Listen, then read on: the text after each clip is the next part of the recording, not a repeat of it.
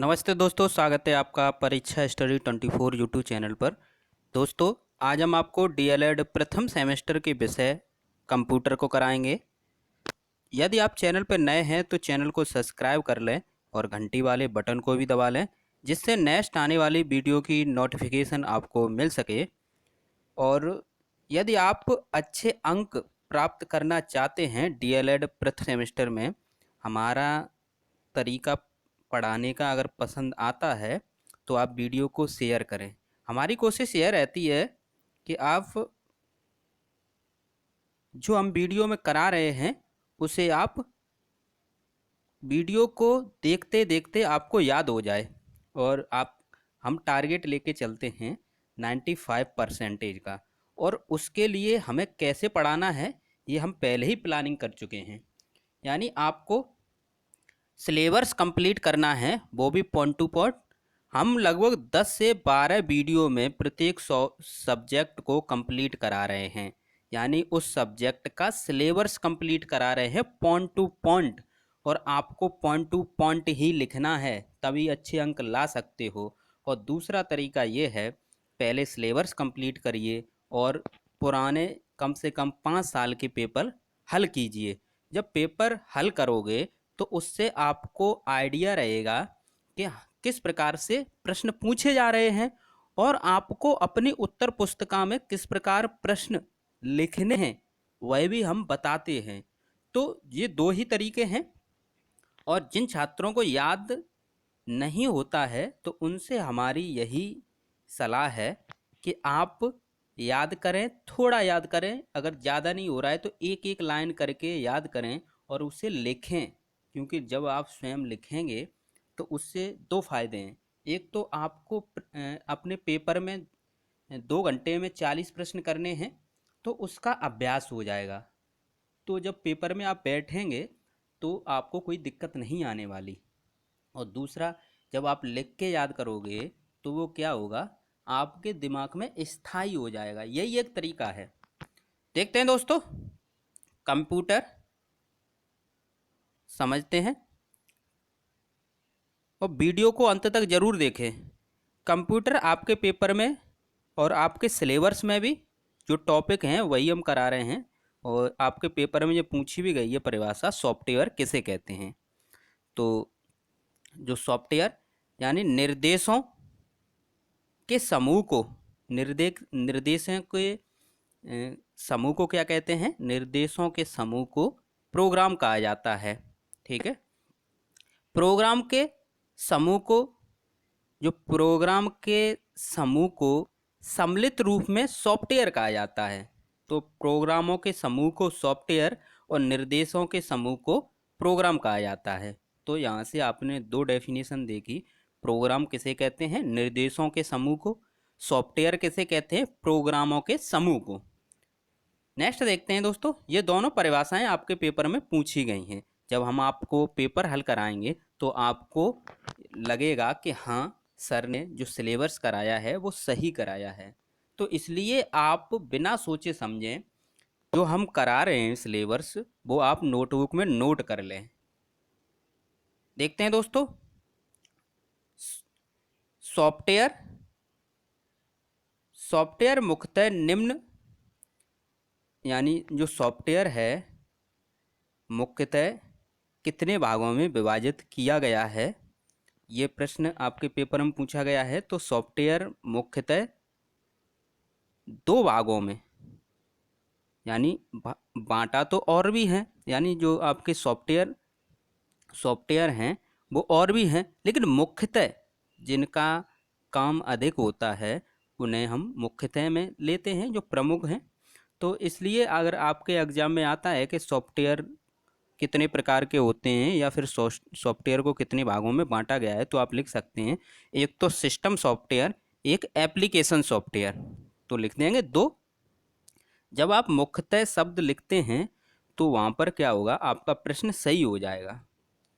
Next देखते हैं system software. System software की डेफिनेशन देखते हैं, क्या लिखोगे अगर सिस्टम सॉफ्टवेयर की डेफिनेशन पूछी जाती है तो, ऐसे प्रोग्रामों का समूह, ऐसे प्रोग्रामों का समूह जो कंप्यूटर सिस्टम की क्रियाओं को नियंत्रित करता है। ऐसे प्रोग्रामों का समूह जो कंप्यूटर सिस्टम की क्रियाओं को नियंत्रित करता है सिस्टम सॉफ्टवेयर कहलाता है।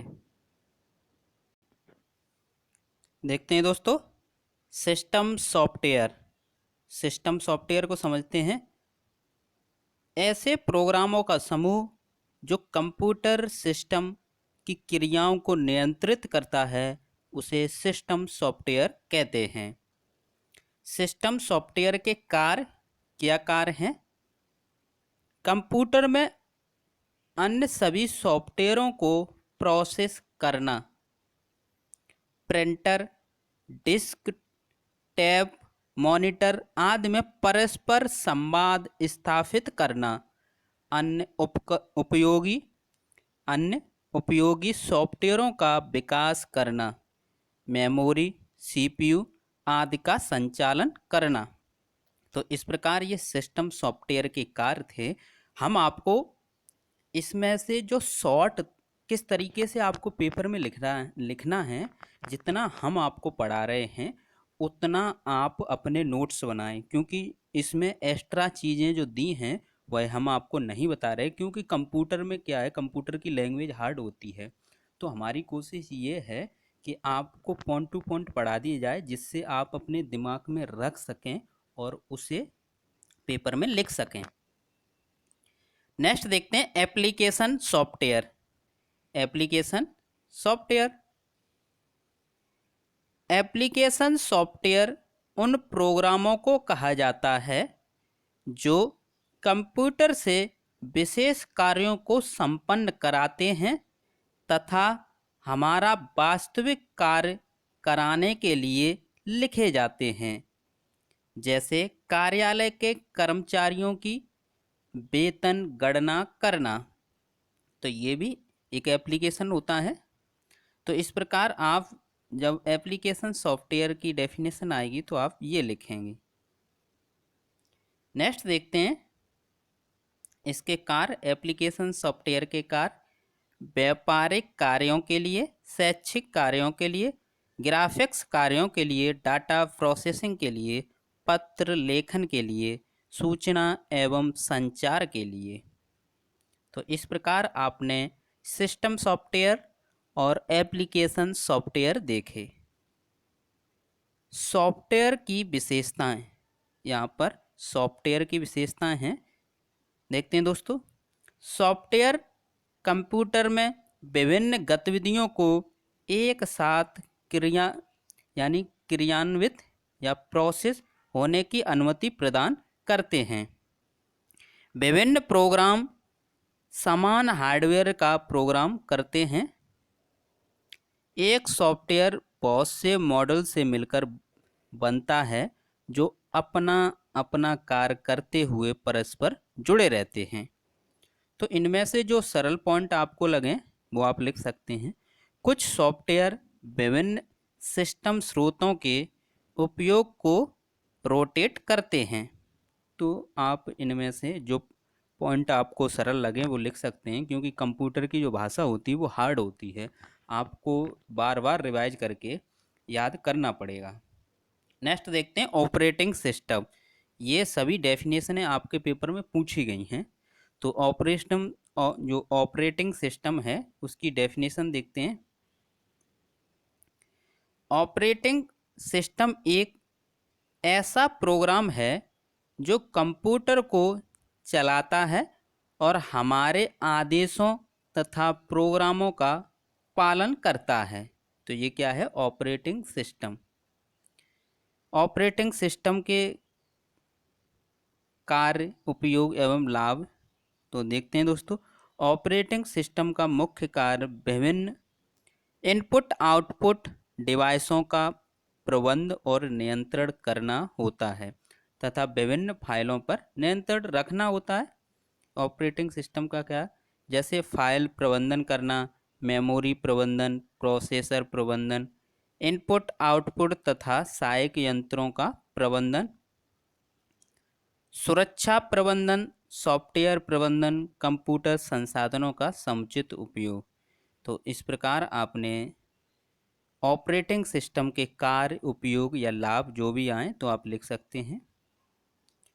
ऑपरेटिंग सिस्टम के भाग ये पूछे गए हैं आपके पेपर में। लिंकर, बूटिंग, लोडर और बेसिक इनपुट आउटपुट सिस्टम यानी BIOS। नेक्स्ट देखते हैं दोस्तों, ऑपरेटिंग सिस्टम के प्रकार। ऑपरेटिंग सिस्टम के प्रकार: single user operating system, multi user operating system, multi processing operating system, multitasking operating system, batch processing operating system, real time या फिर रियल ऑपरेटिंग सिस्टम। तो इस प्रकार ये कितने हैं? 6। एक एक करके समझते हैं, इनमें से आपके पेपर में पूछा गया है। देखते हैं, सिंगल यूजर ऑपरेटिंग सिस्टम। इस प्रकार के ऑपरेटिंग सिस्टम में एक समय में एक ही व्यक्ति कंप्यूटर पर कार्य करता है। इसमें एक बार में एक प्रोग्राम से अधिक संचालित नहीं किए जा सकते। कौन कौन से ऐसे? DOS, page maker. तो आपके पेपर में पूछा गया था कि सिंगल यूजर ऑपरेटिंग सिस्टम और विकल्प में दिए थे बहुत से, तो उसमें से जो सही है आपका पेज मेकर। नेक्स्ट देखते हैं दोस्तों, मल्टी यूजर ऑपरेटिंग सिस्टम। इस प्रकार के ऑपरेटिंग सिस्टम में एक समय में कई व्यक्ति कंप्यूटर पर कार्य करते हैं या कार्य कर सकते हैं। कौन कौन से? Unix operating system. नेक्स्ट देखते हैं, मल्टी प्रोसेसिंग ऑपरेटिंग सिस्टम। इसमें दो या दो से अधिक प्रोसेसर आपस में जुड़े रहते हैं। इस प्रकार के सिस्टम में अलग अलग प्रोग्रामों के निर्देशों को एक ही समय में एक से अधिक प्रोसेसरों द्वारा संचालित किया जाता है। इसमें कौन आते हैं? उदाहरण में समझते हैं। Linux, Unix, Windows. ये विंडोज 2000 है आपकी। नेक्स्ट देखते हैं, मल्टीटास्किंग ऑपरेटिंग सिस्टम। इस प्रकार के ऑपरेटिंग सिस्टम में विभिन्न सॉफ्टवेयर प्रोग्रामों को एक ही समय में संचालन में मदद करता है। इस प्रकार के ऑपरेटिंग सिस्टम सामान्यतः नेटवर्क सिस्टम में प्रयोग किए जाते हैं, जैसे Unix, Windows 2000। Batch processing operating system या फिर बैच प्रोसेसिंग या बैच आपका ये बैच प्रोसेसिंग ऑपरेटिंग सिस्टम है। इसका प्रयोग विभिन्न डाटा प्रोसेसिंग सेंटर पर कार्यों को प्रोसेस करने के लिए किया जाता है। इस प्रकार के ऑपरेटिंग सिस्टम में प्रत्येक यूजर अपने प्रोग्राम को ऑफलाइन तैयार करता है तथा कार्य पूरे होने पर प्रोसेसिंग सेंटर पर जमा कर देता है। नेक्स्ट देखते हैं दोस्तों, रियल टाइम या रियल ऑपरेटिंग सिस्टम। समझते हैं इसको। जिन कार्यों को किसी समयावधि के अंदर ही पूरा न कर पाने की स्थिति में उस कार्य के परिणाम की गुणवत्ता कम या खराब हो जाए, उसे रियल टाइम कार्य कहा जाता है। ये रियल टाइम या रियल ऑपरेटिंग सिस्टम के द्वारा किसी भी कार्य को बिना समय गवाए पूरा कर सकते हैं। तो आप ये भी लिख सकते हैं केवल डेफिनेशन आए तो इस प्रकार आपने देखे ऑपरेटिंग सिस्टम के प्रकार। नेक्स्ट देखते हैं दोस्तों, introduction to different types of OS यानी विंडोज हैं आपके। और देखते हैं दोस्तों, विंडोज, मैकिन्टोश और क्या क्या हैं, लिनक्स, उबुंटू और यूनिक्स। देखते हैं दोस्तों इनके बारे में, इनकी डेफिनेशन पूछी जाती है। Windows, Microsoft Windows graphical user interface यानी GUI ग्राफिकल यूजर इंटरफेस पर आधारित एक लोकप्रिय ऑपरेटिंग सिस्टम है। तो विंडोज क्या है? ऑपरेटिंग सिस्टम है। इसे एमएस विंडोज या विंडोज भी कहते हैं। आपके पेपर में ये प्रश्न पूछा गया है। विंडोज एक ऑपरेटिंग सिस्टम है जिसमें जीयूआई तथा सीयूआई दोनों गुण विद्यमान होते हैं। ये प्रश्न आपके पेपर में आया है। यहाँ पर देखते हैं सीयूआई का मतलब क्या है। Character user interface. नेक्स्ट देखते हैं मैकिन्टोश। मैकिन्टोश या मैक व्यक्तिगत कंप्यूटरों की एक श्रेणी का नाम है जिसमें एप्पल इनकॉर्पोरेशन नामक कंपनी द्वारा कई तरह की पीसी का डिजाइन तथा विकास किया गया। मैकिन्टोश ही व्यावहारिक रूप से सफल पहला पीसी था जिसमें कमांड लाइन इंटरफेस की बजाय माउस और ग्राफिक्स यूजर इंटरफेस उपलब्ध कराया गया था। यह 24 जनवरी 1984 को सबसे पहले बाजार में उतारा गया था।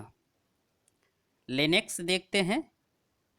लिनक्स यूनिक्स जैसा एक ऑपरेटिंग सिस्टम है। यह ओपन सोर्स सॉफ्टवेयर का सबसे लोकप्रिय सॉफ्टवेयर है।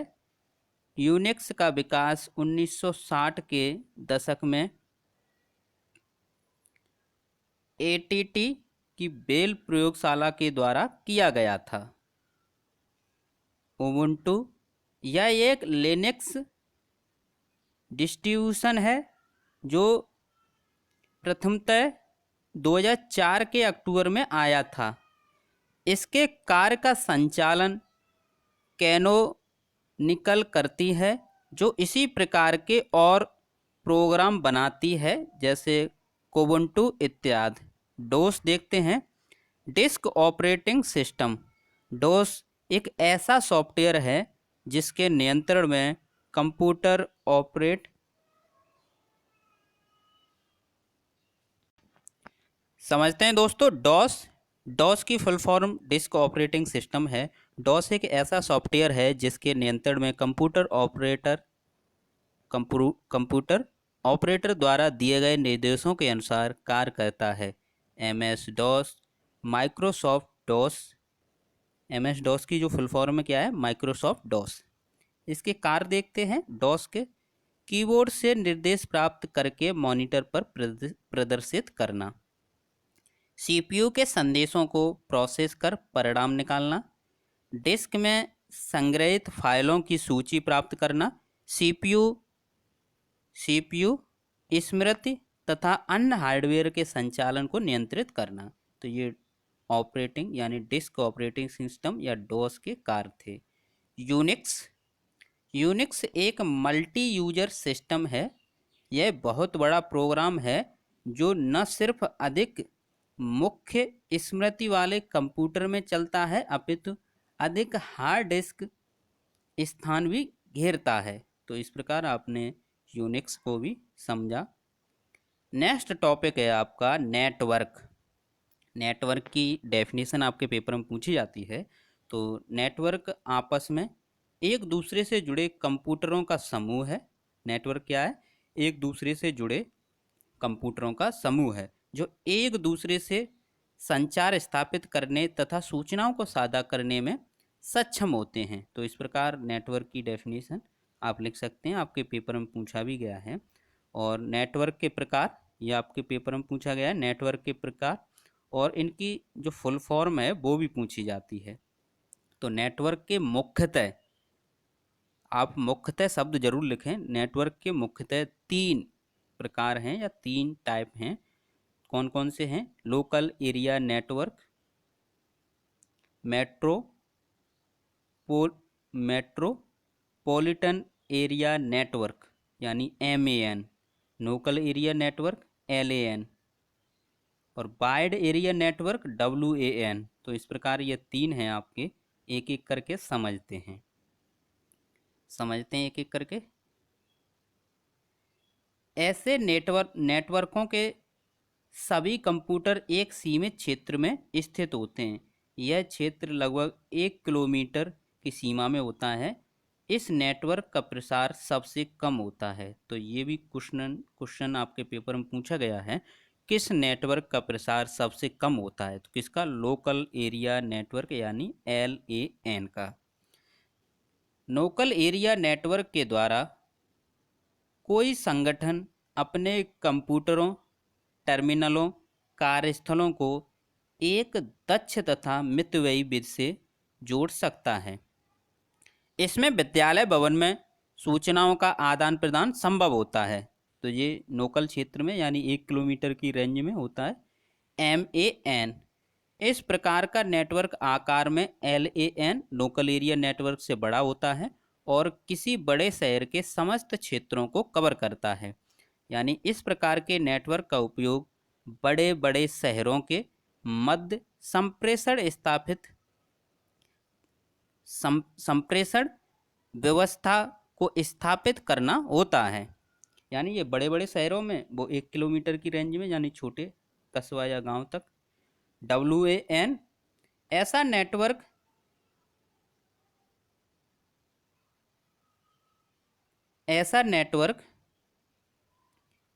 MAN से बड़ा होता है।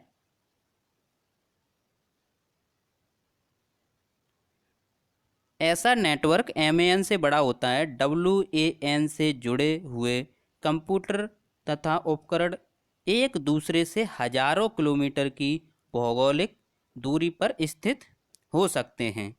या फिर ये जो कोष्टक में डेफिनेशन है वो लिख सकते हैं, यह नेटवर्क पूरे देश में एक साथ कार्य करके देश की संपूर्ण सूचनाएं एवं आंकड़ों को प्रस्तुत करता है। तो लोकल एरिया नेटवर्क और आपके LAN, MAN और WAN, तो इनकी जो शॉर्ट डेफिनेशन है वो ये है, लोकल एरिया नेटवर्क के द्वारा कोई संगठन अपने कंप्यूटरों, टर्मिनलों, कार्यस्थलों को एक दक्ष तथा मितव्ययी विधि से जोड़ सकता है। ये थी LAN की डेफिनेशन। MAN की क्या है? इस प्रकार के नेटवर्क का उपयोग बड़े शहरों के मध्य संप्रेषण व्यवस्था को स्थापित करना होता है या करने के लिए करते हैं। और WAN यह नेटवर्क पूरे देश में एक साथ कार्य करके देश की सभी सूचनाओं एवं आंकड़ों को प्रस्तुत करता है। तो इस प्रकार आपने नेटवर्क के बारे में समझा।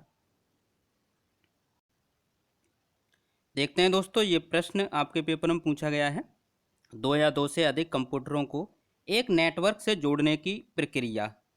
देखते हैं, साइबर कैफे में एक से अधिक कंप्यूटर एक दूसरे से संबंध होते हैं। इसके लिए एक ही कनेक्शन की आवश्यकता होती है। यह संयोजन की प्रक्रिया सामान्य रूप से दो प्रकार से संपन्न होती है। प्रथम यानी तार द्वारा तथा तार रहित। टेलनेट को तार द्वारा कहते हैं। तो टेलनेट के माध्यम से प्रत्येक कंप्यूटर तार के माध्यम से विशेष यंत्र से जुड़े होते हैं। तार रहित प्रक्रिया में वाईफाई के माध्यम से एक क्षेत्र में कार्य करने वाले कंप्यूटरों को नेटवर्क प्राप्त होता है। तो इस प्रकार आपने नेटवर्क के बारे में समझा। अब शॉर्ट में एक बार रिवाइज करते हैं सभी को। सॉफ्टवेयर किसे कहते हैं? निर्देशों के समूह को सॉफ्टवेयर कहते हैं और निर्देशों के समूह को प्रोग्राम कहते हैं। निर्देशों के समूह को क्या कहते हैं? प्रोग्राम। और प्रोग्रामों के समूह को सॉफ्टवेयर कहते हैं। तो इस प्रकार यहाँ से 2 डेफिनेशन थी। और आपके जो सॉफ्टवेयर के प्रकार हैं, सॉफ्टवेयर मुख्यतः 2 प्रकार के होते हैं, system software, application software. System software ऐसे प्रोग्रामों का समूह जो कंप्यूटर सिस्टम की क्रियाओं को नियंत्रित करता है, सिस्टम सॉफ्टवेयर कहलाता है। नेक्स्ट देखते हैं एप्लीकेशन सॉफ्टवेयर। एप्लीकेशन सॉफ्टवेयर उन प्रोग्रामों को कहा जाता है जो कंप्यूटर से विशेष कार्यों को संपन्न कराते हैं तथा हमारा वास्तविक कार्य कराने के लिए लिखे जाते हैं। नेक्स्ट देखते हैं दोस्तों, नेक्स्ट देखते हैं दोस्तों, ऑपरेटिंग सिस्टम। ऑपरेटिंग सिस्टम एक ऐसा प्रोग्राम है जो कंप्यूटर को चलाता है और हमारे आदेशों तथा प्रोग्रामों का पालन करता है। नेक्स्ट देखते हैं दोस्तों, ऑपरेटिंग सिस्टम के भाग। Linker, booting loader, BIOS basic input output system. क्योंकि कंप्यूटर विषय में आपके पेपर में फुल फॉर्म भी पूछी जाती हैं, तो जितनी भी फुल फॉर्म हैं वो आपको याद होनी चाहिए।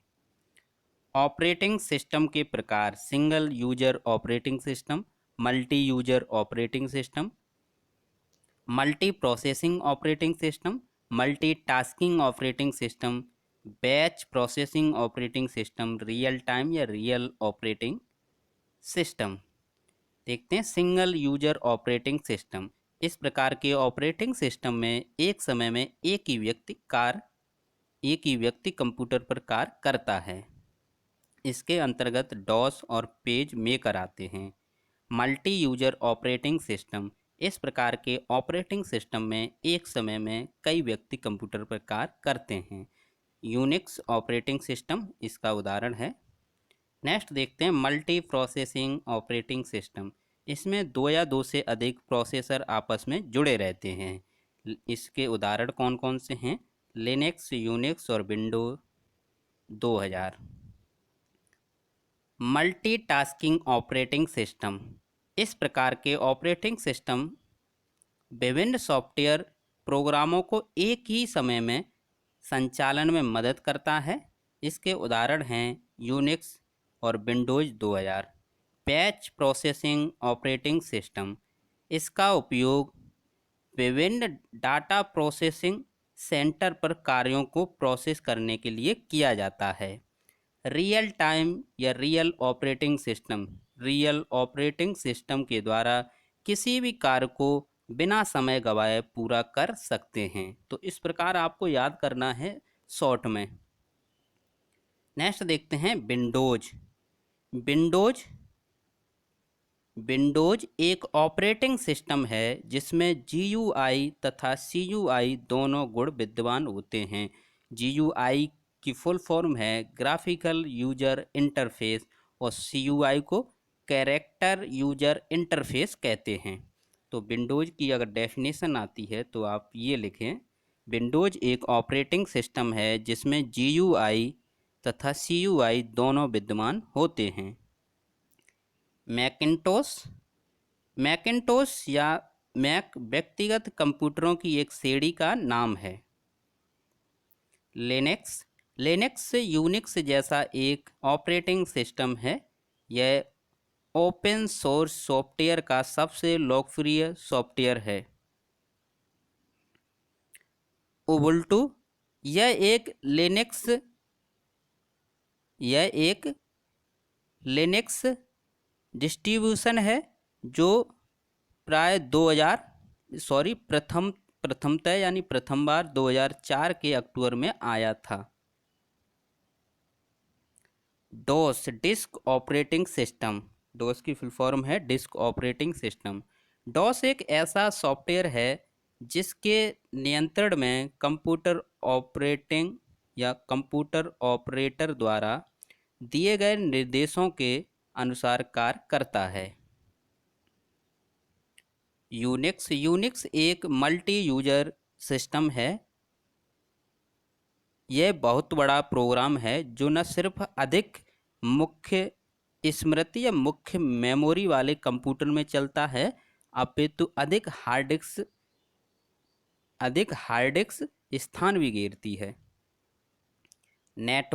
नेटवर्क आपस में एक दूसरे से जुड़े कंप्यूटरों का समूह है जो एक दूसरे से संचार स्थापित करने तथा सूचनाओं को साझा करने में सक्षम होते हैं। नेटवर्क के 3 प्रकार हैं मुख्यतः। LAN, MAN, WAN। यानी LAN की full form local area network, MAN की full form metropolitan area network, WAN की full form wide area network. तो इनकी डेफिनेशन आप लिख सकते हैं। लोकल एरिया नेटवर्क के द्वारा कोई संगठन अपने कंप्यूटरों, टर्मिनलों, कार्यस्थलों को एक दक्ष तथा मितव्ययी विधि से जोड़ सकता है। तो ये LAN की डेफिनेशन थी। नेक्स्ट देखते हैं MAN की डेफिनेशन। इस प्रकार के नेटवर्क का उपयोग बड़े शहरों के मध्य संप्रेषण स्थापित करने के लिए किया जाता है। WAN की डेफिनेशन, यह नेटवर्क पूरे देश में एक साथ कार्य करके देश की सभी सूचनाओं एवं आंकड़ों को प्रस्तुत करता है। तो इस प्रकार आपने ये टॉपिक कंप्यूटर का देखा। यदि आप चैनल पर नए हैं तो चैनल को सब्सक्राइब कर लें, वीडियो को शेयर करें, लाइक करें। थैंक यू दोस्तों। और एक सूचना और कि जो हम वीडियो प्रत्येक दिन शाम 7 बजे, हमारी वीडियो शाम 7 बजे आती है, तो ये आप ध्यान रखें। बहुत से छात्र पूछते हैं कि वीडियो कब आती है, तो शाम 7 बजे प्रत्येक दिन। जिस दिन अगर हम क्लास नहीं लेते हैं तो व्हाट्सएप ग्रुप या टेलीग्राम ग्रुप पर हम बता देते हैं, तो आप हमारे व्हाट्सएप ग्रुप और टेलीग्राम ग्रुप पर जुड़ जाएं। तो कोशिश हमारी यही रहती है कि शाम 7 बजे प्रत्येक दिन आए। थैंक यू दोस्तों।